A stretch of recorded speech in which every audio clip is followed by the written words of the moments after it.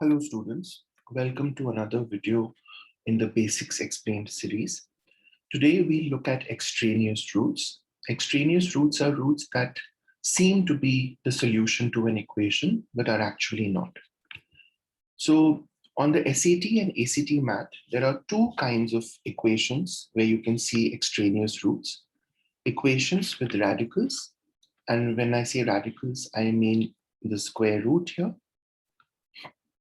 or equations with fractions. These are the two kinds of equations that can have extraneous roots and which are tested on SAT and ACT math.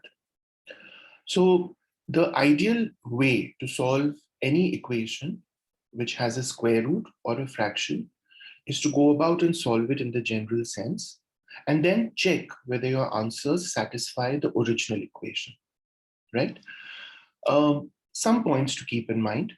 When we speak of a radical, then the root of x squared will always be the absolute value of x, which is to say that if I say root of 16, I would take it as plus 4 only, not negative 4. Negative 4 is an extraneous root. It is true that when I say x squared is 16, x can be plus and minus 4.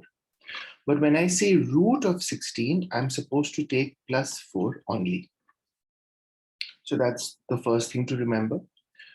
In the case of fractions, you need to make sure that any solutions that you get do not make the denominator of the fraction 0, because if the denominator is 0, then the fraction will not be defined any longer.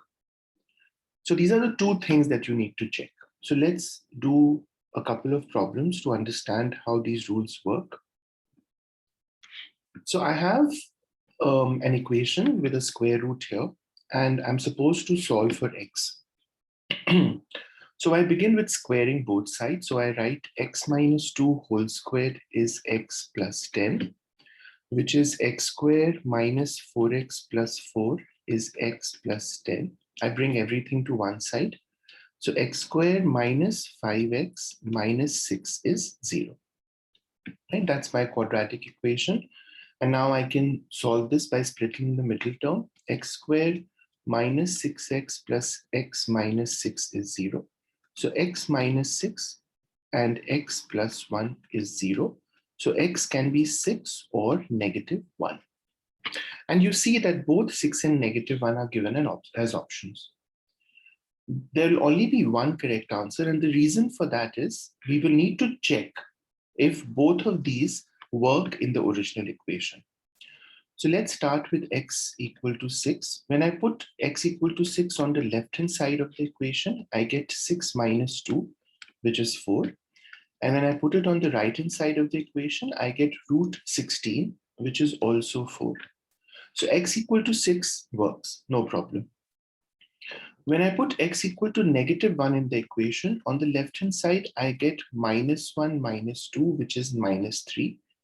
But on the right-hand side, I get square root of 9, which I'll have to take as plus 3. And since the left-hand side and the right-hand side are not equal when x equal to negative 1, this is an extraneous solution. Right? That's what you mean by an extraneous solution. And so the right answer for this is option D. Let's look at another question where we deal with fractions. So here I have a solution, I have an equation which I have to find the solution for.